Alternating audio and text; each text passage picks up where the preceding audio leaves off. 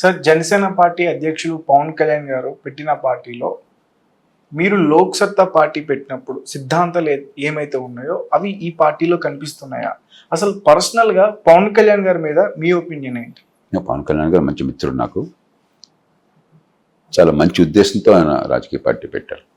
ఎందుకంటే హాయిగా సినిమా రంగంలో రాజుగా కాళ్ళ మీద కాలేసుకుని మరి ఆడుతూ పాడుతూ కోట్లు సంపాదించే అవకాశం, జనం డబ్బులు ఇచ్చి పోషిస్తారు.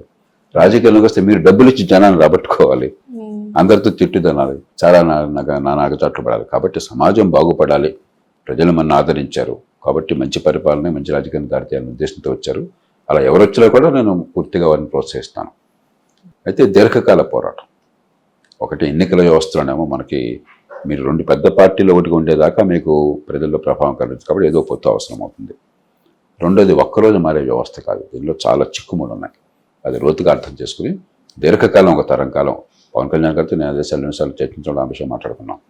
దీర్ఘకాలం సమాజంలో రాజకీయంలో పరిపాలనా వ్యవస్థలో మార్పు కోసం విజ్ఞతతో విచక్షణతో ప్రయత్నం చేస్తే కొన్ని ఫలితాలు వస్తాయి. మరి పవన్ కళ్యాణ్ గారు లాంటి వాళ్ళ ప్రయత్నం వల్ల కాలక్రమేణా ఆ మార్పుకి నాంది పలుకుతారని ఆశిద్దాం. అండ్ సార్, పవన్ కళ్యాణ్ గురించే అంటే ఆయన ఇప్పుడు ప్రస్తుతం మొదటిసారి ఇప్పుడు ఎమ్మెల్యేగా గెలిచారు. అండ్ ఆయన ఇంకా ఏమైనా అంటే నేర్చుకోవాల్సింది ఉందంటారా? ఇప్పుడు ఒక పాలన చెయ్యాలి, పిఠాపురాన్ని ఏలాలి, ఆ పిఠాపురంలో ఆయన పిఠాపురాన్ని అనుకోవడం వెళ్ళడం కోసం ఆయన అనుకోవాలా, రాష్ట్రంలో ప్రభుత్వంలో భాగంగా ఉండి ఆ శాఖను సమర్థంగా నిర్వహించడం కోసం అనుకున్నారు. మనం కన్ఫ్యూజ్ అవుతున్నాం. ఎమ్మెల్యే పని నిజం నియోజకవర్గంలో పెత్తనం చేయడం కాదు, నియోజకవర్గానికి రాజుగా ఎమ్మెల్యే ఎవరు అనుకోవాలా, కానీ నియోజకవర్గం రాజులుగా తెలమని అవుతున్నారు. అది వ్యవస్థలో తప్పు. పిఠాపురంలో పని పిఠాపురంలో స్థానిక ప్రభుత్వాలు చేయాలి. వాటిని చంపేశాం, మనం ఉత్సవగ్రహాలుగా మార్చేసాం. కాబట్టి పవన్ కళ్యాణ్ గారి బాధ్యత రాష్ట్రంలో కేబినెట్లో భాగంగా మంచి పరిపాలన చేయగలుగుతారంటారా? ఖచ్చితంగా మంచి మనసు ఉన్నప్పుడు, మంచి అవకాశం ఉన్నప్పుడు సమిష్టిగా చేయాలి, చేస్తారనే విశ్వాసం నాకున్నది.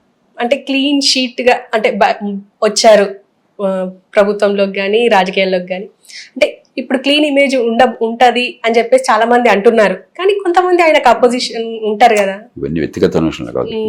ఎవరు మంచిని చేయడానికి వచ్చినా కూడా మనం వారిని ప్రోత్సహించాలి, డెఫినెట్ గా వారికి మద్దతు ఇవ్వాలి, సహకరించాలి. రాజకీయంలో ఏ పార్టీలో ఉన్నా కూడా ముందు వాళ్ళని తిట్టిపోయటము అది సరైన పద్ధతి కాదు. రాజకీయం చాలా ముళ్ళబాట ఎవరు చేసినా కూడా. ఎందుకంటే ఇన్ని కులాలు, వర్గాలు, మతాలు ఉన్నాయి, ఇన్ని కష్టాలు, ఇన్ని కన్నీళ్లు, బాధలు ఉన్నాయి, ఇన్ని ఆశలు ఉన్నాయి, ఇన్ని ఆకాంక్షలు ఉన్నాయి, పరిమితమైన వనరులు ఉన్నాయి. వెంటనే అర్జెంటుగా ఏదన్నా కావాలన్న కోరిక ప్రజల్లో ఉంటుంది. దీర్ఘకాల అభివృద్ధి కావాలి, రెండింటినీ సమన్వయం చేయాలి. ఇవన్నీ సమన్వయం చేయడం అంత తేలికైన పని కాదు. మీరు ఒకసారి ఒక పంచాయతీలో 100 ఓట్లు పొందితే ఆ కష్టం ఏంటో అర్థమవుతుంది. కాబట్టి ఇంతమందిని సమర్థించుకోవాలి. కుటుంబంలో నలుగురు ఉంటేనే మనకి కీ బే అంటే తన్నుకుంటుంటారు. మరి ఇన్ని లక్షల మంది, కోట్ల మంది, ఒకరితో ఒకటి సంబంధం లేదు, నేపథ్యాలు వేరు, కులాలు వేరు, మతాలు వేరు, పెరిగిన వాతావరణం వేరు, ఆర్థిక పరిస్థితి వేరు, ఆలోచనలు వేరు, అందరినీ సమర్థించుకోవడం తేలికైన విషయం కాదు. చేత రాజకీయంలో తప్పుల్ని విమర్శిద్దాం కానీ రాజకీయాన్ని చులకన చేయటము, దాన్ని చాలా అవమానించటము, ఇదంతా కూడా విజ్ఞతమైన వాళ్ళు చేసే పని కాదు. సార్, అలాగే మీరు లోక్ సత్తా పార్టీ పెట్టినప్పుడు ముఖ్యంగా యువత చాలా మద్దతు ఇచ్చిందని నేను తెలుసుకున్నాను. కానీ మీరు మీ నోటి నుంచి ఒక మాట వచ్చింది, అంటే ఎన్నికలంటే ఈరోజు వేలం పాటలు అయిపోయినాయి అని చెప్పేసి. అది ఎందుకు వచ్చిందో తెలుసుకోవచ్చు? తమ్ముడు, ఏమైందంటే అసలు మనకు ఆదిలోనే కొన్ని పొరపాట్లు దొరికినాయి ఈ దేశ ప్రజాస్వామ్యంలో. ప్రజాస్వామ్యాన్ని చివరికి ఓటు, అరిచే స్వేచ్ఛ, నిరసన ప్రదర్శనలు దానికి పరిమితం చేశాం. ఓటు మన దేశంలో ఉన్నంత ఉత్సాహంగా ఇంకెక్కడ ఉండదు. ఎన్నికల్లో పోటీ మన దేశంలో ఉన్నంత తీవ్రంగా మరెక్కడా ఉండదు. ఎన్నికల్లో ఖర్చు మన దేశంలో పెట్టినంత ప్రపంచంలో ఎక్కడా ఉండదు. అందులో మన బేదరికంతో పోలిస్తే ఊహించడానికి లేనంత ఖర్చు. ఇక ప్రతివాడు అలుపులే, బూతులు తిడతారు ఒకళ్ళనొకడు. మనకు ఉచ్చం నీచం లేకుండా, మనకి ఏ స్థాయి లేకపోయినా, ఏం తెలియకపోయినా కూడా బండబూతులు తిడతాం. ఎన్నికైన వాళ్ళని, అధికారులు ఉన్న వాళ్ళని నోటికి వచ్చి మాట్లాడతాం, లేకపోతే రస్తారోకోలు చేస్తాం, దీన్ని మురదాబాద్ అంటాం.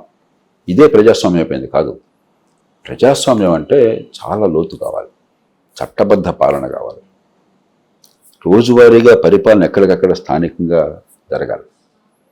నేను ఓటేస్తే నాకేమవుతుందో నాకు అర్థమయ్యే వ్యవస్థ నిర్మాణం కావాలి. నేను పన్నులు కడితే ఆ పన్నుల్లో ఏమవుతుందో నాకు తెలిసే వ్యవస్థ కావాలి. ఇప్పుడు మనకు డిపార్ట్మెంట్లో ఉన్నాం, నెల మెయింటెనెన్స్ ఫీ కడుతున్నాం, నచ్చిన వాళ్ళని ఎన్నుకున్నాం, ఇక్కడ అన్ని ఉమ్మడి వ్యవహారాలు చూడమని చెప్పని. ఏమన్నా లిఫ్ట్ పని చేయలేదు అనుకోండి, ఇంట్లో బాత్రూంలో నీళ్ళు రావట్లేదు అనుకోండి, వెంటనే ఫోన్ చేస్తాను, ఏమండి మిమ్మల్ని ఎన్నుకున్నాం, నన్ను డబ్బులు కడుతున్నాం, బాత్రూమ్ నీళ్ళు రావట్లేదంటే, లిఫ్ట్ పని చేయట్లేదంటే, అందుకోసం డబ్బులు కడుతున్నాం, అందుకోసం ఎన్నుకున్నాం నాకు చాలా స్పష్టత ఉంది. మన ఎన్నికల వ్యవస్థలో ఎందుకు అనుకుంటున్నాం స్పష్టత ఏమనుందా? మన ప్రజలు ఏదో రాజుగారిని అనుకుంటున్నాం, బాంచన కాల్మక్త రేపటి నుంచి అన్యాయం చూసుకుంటాడు అనుకుంటున్నాం తప్పితే మన పన్నుల డబ్బు ఎక్కడైపోతుంది, తేజను ఎన్నుకుంటే ఏమవుతుంది, ఇంకోటి ఎన్నుకుంటే ఏమవుతుంది మనకి అర్థం అవుతుందా? లేదు. అది లేనప్పుడు ఏమవుతుంది? ఒక భేద దేశంలో అధికారం కేంద్రీకృతం అవటం వల్ల పరిపాలన సవ్యంగా జరగకపోవటం చేత ఎలక్షన్లో మళ్ళీ ప్రజలను ఆకట్టుకోవాలంటే డబ్బులు అందరూ పంపిణీ చేస్తున్నారు. కాదని చెప్పనట్టు. అవును సార్. ఆంధ్రప్రదేశ్లో మన జరిగిన ఎన్నికల్లో దాదాపు 15,000 కోట్ల రూపాయలు డబ్బులు ఖర్చు అయిందని చెప్తున్నారు ఓట్ల డబ్బు పంపిణీ కోసం. దాంతో ఆగిందా? తాయిలాలు వీళ్ళు ఇస్తామంటే వాళ్ళు ఇంకెక్కువ ఇస్తాం, వాళ్ళకి ఇంక వీళ్ళకి ఎక్కువ ఇస్తాం. అది అయిపోతే ఇక ఏ కులమో ఏ వర్గమో రెచ్చగొడితే హిందూ మంది పూనకం వచ్చేస్తుంది మనకి. ఏపీ రాజకీయం అంతా అదేగా, పొద్దున్న సాయంత్రం మాట్లాడేది కులాల మాటగా. కాబట్టి ఇవన్నీ కూడా అంటే అపసవ్యమైన ప్రజాస్వామ్యంలో, కేంద్రీకృత ప్రజాస్వామ్యంలో, ఓటంటే అర్థం కాని వ్యవస్థలో వచ్చినటువంటి అవ్యవస్థ. అందున తెలుగునాట మరి డబ్బుల ప్రభావం దేశం మొత్తాన్ని నాశనం చేస్తుంది. ఇక్కడి నుంచే మొదలైంది. ఇప్పుడు కర్ణాటక, తమిళనాడు, చివరికి జమ్మూ కాశ్మీరు అన్ని చోట్లకి వ్యాపిస్తుంది ఇప్పుడు దేశమంతా కూడా. కాబట్టి దీని నుంచి బయటపడాలని అందుకనే ఎన్నికల వ్యవస్థ మారాలని చెప్తోంది. ఇది ఆషామాషికి పోయేది కాదు. ఉన్న కొద్దిగా పెరుగుతుంది డబ్బులు ఖర్చు, తగ్గట్లా. ఒకప్పుడు ₹1,00,00,000 ఖర్చు అయ్యాయా మా రాష్ట్రంలో అంటే నమ్మేవాళ్ళు కాదు. ఏపీ గారు కొంచెం ఎక్కువ చెప్తాడు అనుకున్న వాళ్ళు. ఇప్పుడు 10 కోట్లు 20 కోట్లు అంటే నవ్వుతారు. ఏంది మాట్లాడుతున్నారంటే 30-40 కోట్లు తక్కువ ఎక్కడ అని చెప్తారు. అలాంటిది ఇప్పుడు 15,000 కోట్లు అంటే చిన్న విషయం కాదు. ఇంతకంటే భయంకరం ఇంకోట్లేదు. ఇప్పుడు బ్రిటన్లో ఎన్నికలు జరుగుతున్నాయి రేపు జూలై 4వ తారీఖున. బ్రిటన్ మొత్తం ఆర్థిక వ్యవస్థ భారతదేశ మొత్తం ఆర్థిక వ్యవస్థకు దాదాపు సమానం, జనాభా తక్కువైనా కూడా. బ్రిటన్లో మొత్తం పార్లమెంట్ ఎన్నిక దేశంతో జరుగుతుంది. అక్కడ పొద్దున జరగబోయే ఖర్చు మొత్తం 2 పార్టీలు, ప్రధాన పార్టీలు అందరూ 1,300 మంది ఎంపీ క్యాండిడేట్లు కలిపితే 2 ప్రధాన పార్టీలకి రూపాయల్లో ప్రస్తుతం ఉన్నటువంటి మారకం విలువ చెప్పుడున్న ఎక్స్చేంజ్ వాల్యూ పౌండ్కి ₹100. ఆ రకంగా లెక్కేసినా కూడా ఒక 500-600 కోట్ల రూపాయలు దాటదు. కొనుగోలు శక్తి రీత్యా అయితే 200 కోట్ల రూపాయలు దాటదు. మన దేశంతో సమానమైన ఆర్థిక వ్యవస్థ 500-600 కోట్లతో ఎన్నికల ఖర్చు అయిపోతుంటే ఆఫ్టర్ ఒక రాష్ట్రం దివాలా తీసిందంటున్న రాష్ట్రం ఆ ఎన్నికకి 15,000 కోట్లు అని చెప్పంటే ఎంత విడ్డూరమైన పరిస్థితిలో ఉన్నాం మనం. ఇది మనం చాలా మామూలు అనుకుంటున్నాం, ఇది మామూలు కాదు. ఇది చాలా వికృతమైన పరిస్థితి. దాని తగ్గట్టు మళ్ళీ ఎన్నికల్లో బెట్టింగ్ అంటే వీడి గెలుస్తాడు అడ గెలుస్తాడని, దానిలో మళ్ళీ 1,000 కోట్లు అంటే ఒక ఉన్మాదంలో ఉన్నాం. నేను కొంచెం పచ్చిగా మాట్లాడుతున్నాను.